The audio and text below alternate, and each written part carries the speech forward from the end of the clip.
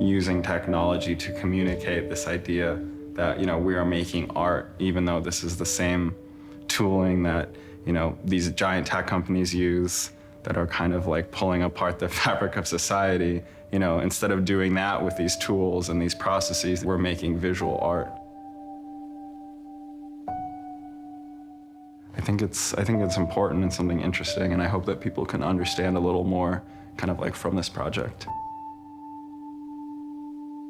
When I think about the legacy and I think about what he's always done, it's been using technology to create artwork and not just, to make a widget. It's kind of the socio-economic, political problem of our age.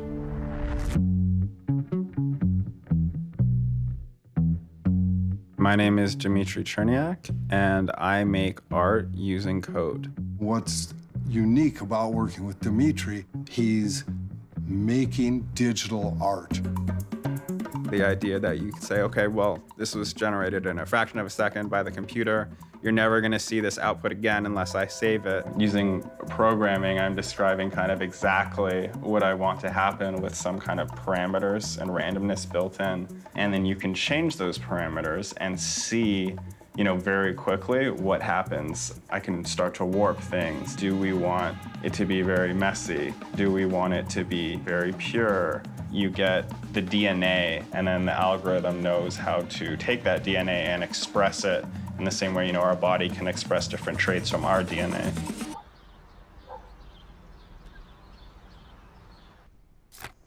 This is a good one.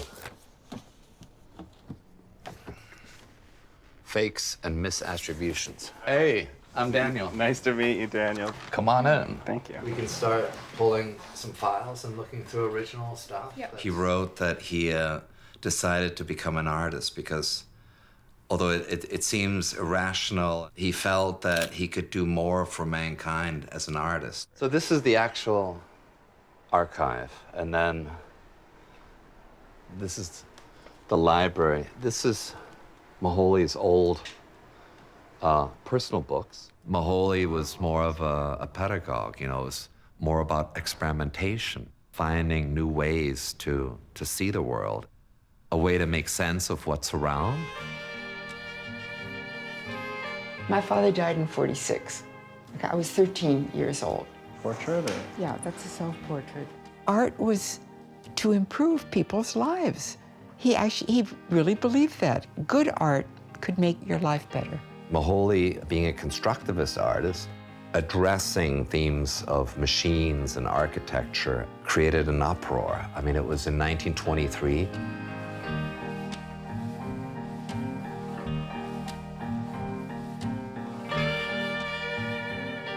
One of the key kind of primary elements that I was using in the work, the idea of the train tracks kind of connecting places, and it seemed like that was really key to his work with the perspective and the shifting. It's beautiful. And then when I saw Dmitry's work, I was like, wow, this really, there's so many parallels. I wouldn't say it's a continuation, but he's found a way to make geometric, abstract work relevant again. And it's not just some sort of like retro thing. And so that's very interesting. And then listening to him and listening to his theories about generative art. Moholy Nagy and I are very much aesthetically aligned, as well as kind of conceptually aligned around the ideas of, technology and automation having potential for something a lot more. So it's just really great to see it all laid out.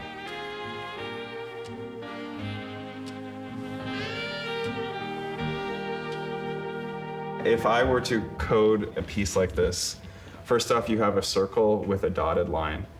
Then what you're doing is he's bisecting the circle either with chords or like through the diameter, and then near the center, it's dotted. It's this dashed line, and then you can see the kind of line going out elsewhere. So you might say, okay, for some segment of this line, let's dash it. You can see he's also then taking these kind of parabolic arcs, and where they intersect with other lines, he's filling those in with color. And then here you can see they're using like stippling to fill it.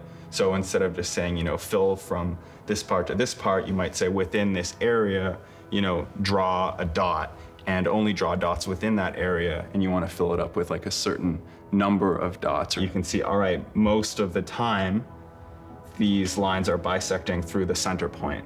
But then sometimes they're not bisecting through the center point. And so, 1, 2, 3, 4, 5, 6, 7, 8 of them are through that, and 3 are not. So you might say 80% of the time when you draw a bisector, that's how you could create a system that creates work like this.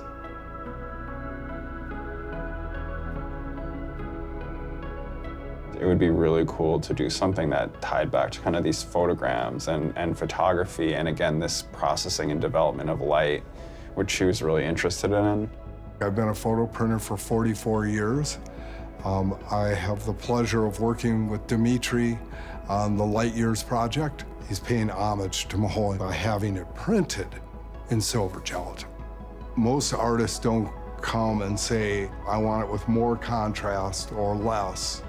They come and say things like, I want it to feel like Beethoven's piano concerto number whatever.